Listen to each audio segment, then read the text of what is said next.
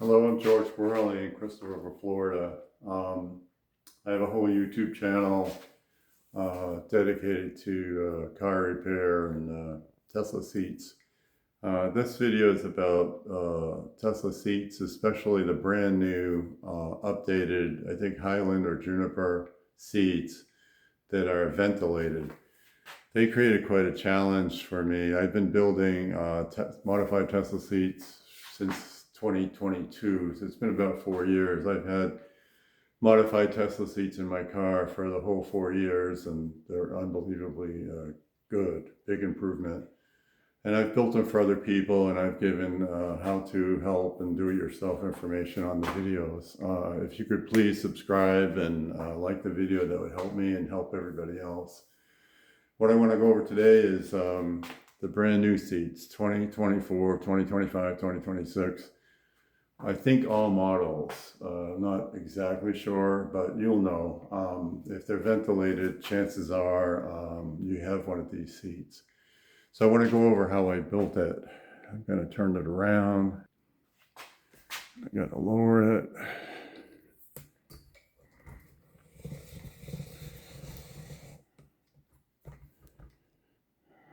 So what you see before you are two Tesla seats, before and after. I want to talk to each one. So the problem is that this is the stock Tesla seat, and the problem is the space in here is very minimal. Down below about 12 inches. My earlier seats were even smaller. Looks like 12 inches through the whole thing. Well, my hip size, and I'm just a 6 foot tall guy, 122 pounds right now. I don't look odd or anything in terms of my build. I just have wide shoulders and equally wide hips apparently, and I don't fit in this space across here. So my hips press into these points in these sides, sometimes all at the thigh.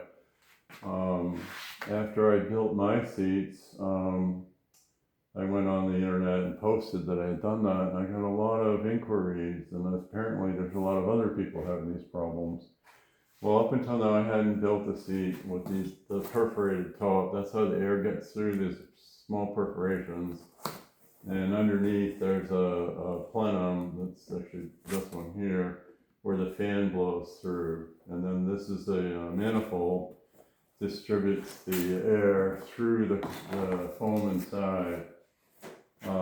Up until now, I didn't know how to make this work, but I came up with a build. The build is the seat to the left, that's this one. So instead of being limited to 12 inches, we're virtually unlimited. Towards the back is like 16 inches. And, if you went off the edge, it'd be no problem. This can support your weight. Up towards the front, we're almost 20 inches, 19 inches. So a huge improvement. But as you can see, I think the camera shows it. I kind of flattened it out, took out the raised wings. I find I don't slide around at all. I have a Performance Model 3, and while my back might sway, I sit pretty firm in the seat, and I don't move around. So what I did is I removed let me get it here. I removed the metal, and that was a big challenge. There's a metal surround that goes inside the seat cushion, the foam. I had to find a way to pull that out, which I managed to do after some experimentation. And then I had to figure out how to rebuild the core of the seat so that I still got the air distribution and all the functionality of the seat, including the heater, which is built into it's glued to the top of the foam, and the manifold or the air distribution system had to be maintained. That was really tough, really difficult problem. So here I have it mounted on a actual Tesla metal seat base. And that seat base, I needed to test the build and make sure I could install it. It's going to give you some insights into how I did it. This tube is just for testing, but this is where the fan goes. This is the stock Tesla fan, and it snaps in and it blows through the bottom.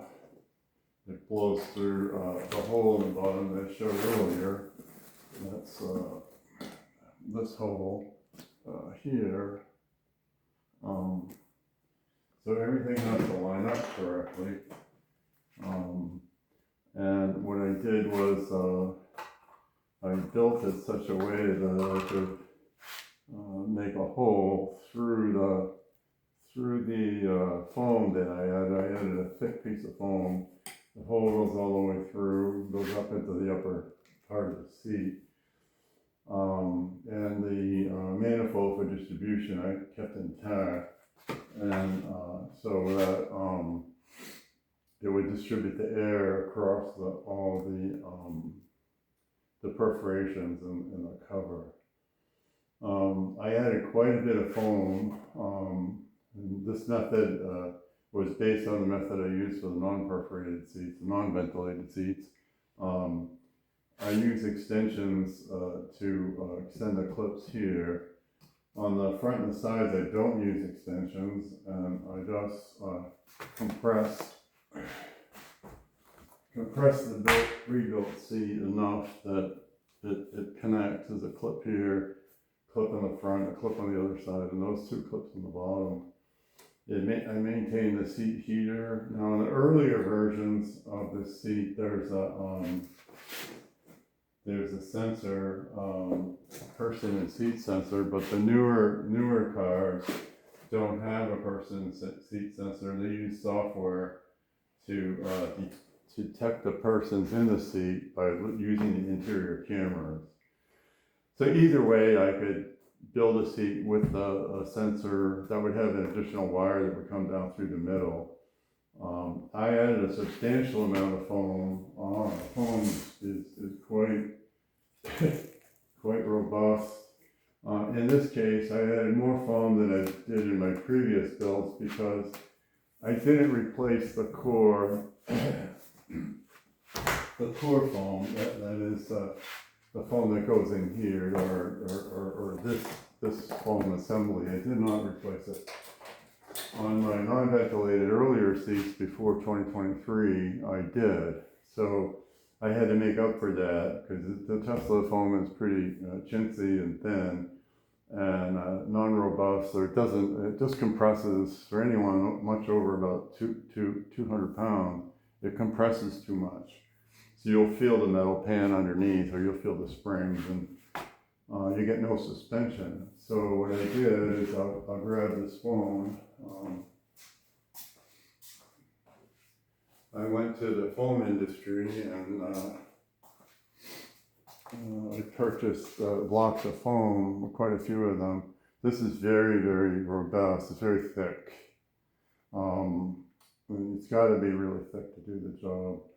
And I cut it to fit underneath, and then I actually took 4 pieces that I cut, and then I glue it to the bottom of this, and then I just build a pathway through the foam to get to here, and here. These are vents out, and this is air power in. These had cut holes. I was going to cut all these holes, and I changed my mind. So the original one would not have the holes, but you can see that the way the manifold inside works is it distributes air, and that air goes right all the way through and then comes out the other side. So my goal was to relieve pressure of the sides, and I've done that quite successfully, and to maintain the ability to move air through the seat. I've done that as well. I can't fully test, I haven't come up with a way to power this. This is one of those computer controlled, I don't have the right connector, so someday I'll get the right connector and everything, but I jury-rigged a test and forced some air, and there is air coming through, so you will have the ventilation. So that's it. I can be reached, I can be found online. I run a Russian Systemic Martial Arts School as well. So you just look up George Borelli in Crystal River, Florida, and you can find me. I just hate to put my number and contact information on the public too much. I get too many calls, but if you need help with your seat problem, I'm starting to get more and more calls for the newer cars, and proven that I can rebuild the seat, use the stock Tesla cover, use the stock Tesla heater, use the stock Tesla sensor, and it'll work on the stock Tesla metal base, and then give you the ability for your hips to sit as wide as you need, whatever width you need. Most people should fit, and give you plenty of support. Another wonderful part of this is that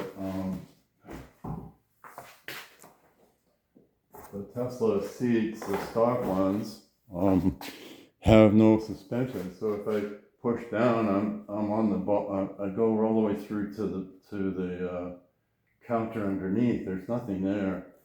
So, but with adding this foam, I get all of this suspension or ability to squeeze and come back up.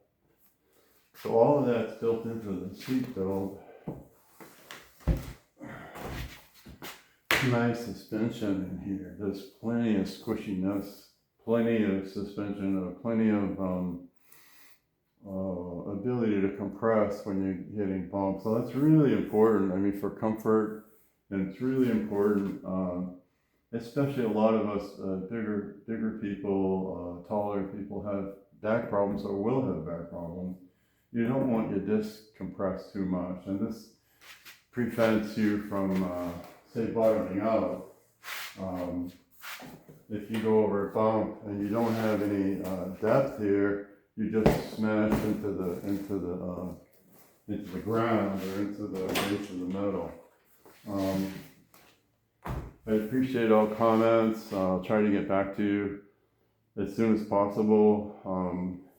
It took me a while to build this. A lot of trial and error, prototyping, research and development, and I think it's a good design now.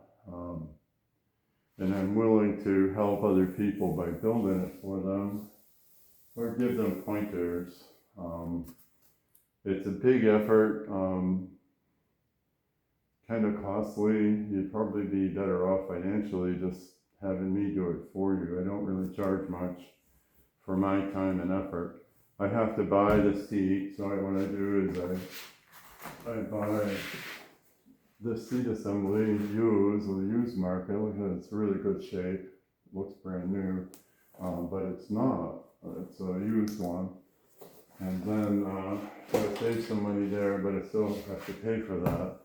And then I use this foam that I bought, and a lot of time and effort and some glue and whatnot. And you got yourself a seat you can live with. My seat, non-ventilated, but based on this essential concept, changed my life. I would have had to have sold my car. I have a 22 Model 3 Performance. It just was killing me. And I hear the same complaint for a lot of people.